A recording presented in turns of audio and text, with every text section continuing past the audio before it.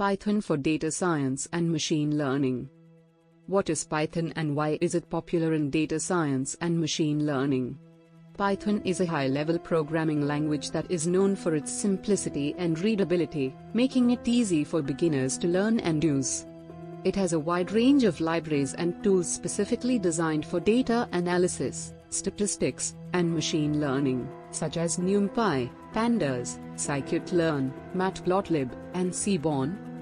How is Python used in data science?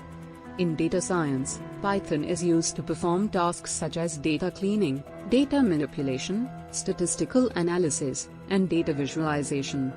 With libraries like Pandas, data scientists can easily load, clean, and manipulate large datasets with ease.